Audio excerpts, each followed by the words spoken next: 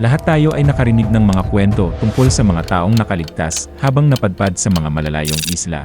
Ngunit kakaunti ang nabuhay na kasing tagal ni Juana Maria.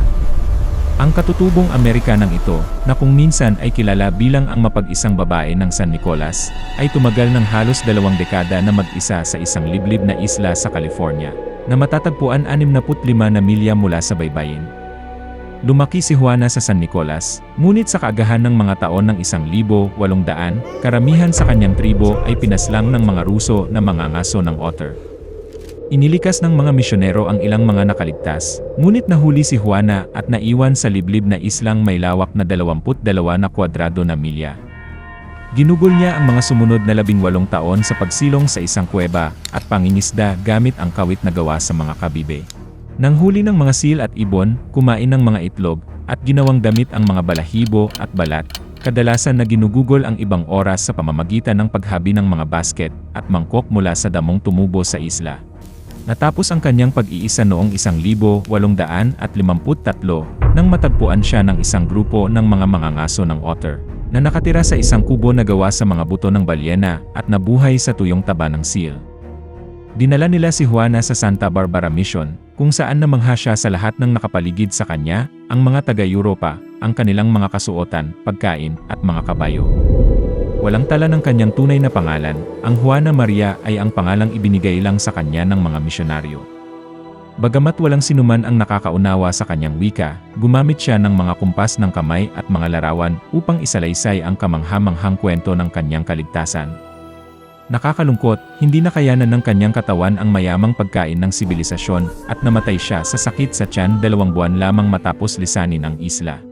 Sa gitna ng matinding pagsubok, ipinakita ni Juana Maria na ang tao ay may likas na talino at lakas upang mabuhay kahit sa pinakamahirap na sitwasyon na mag-isa. Sa loob ng 18 taon, hindi siya sumuko sa kalungkutan o sa bagsik ng kalikasan. Sa halip, ginamit niya ang mga limitadong kagamitan sa kanyang paligid, tulad ng mga kabibe, damo, at buto ng balyena, upang matustusan ang kanyang pangangailangan. Itinuturo nito sa atin na anuman ang hirap ng ating kinakaharap, ang pagiging malikhain at ang hindi pagsuko ay susi upang mapagtagumpayan ang anumang isla ng problema na kinalalagyan natin ngayon. Bagamat tila naging matagumpay si Juana Maria sa pag-iisa, ang kanyang malungkot na pagpanaw matapos muling makasalamuha ang mga tao ay nagpapaalala sa atin na ang tao ay hindi nilikha para mamuhay ng mag-isa habang buhay. Kahanga-hanga kung paanong ang ilang tao, kagaya ni Juana Maria, ay nagtatagumpay habang mag-isa ngunit nahihirapan naman kapag nasa gitna ng karamihan. Habang si Juana ay hindi pinili ang pag-iisa, may mga Kristiyano na sadyang hinihiwalay ang kanilang sarili sa iba na nagiging sanhi ng kanilang sariling kapahamakan. Ang paghihiwalay ng sarili sa iba ay maaaring magdulot ng kapahamakan sa ating aspektong emosyonal at espiritual.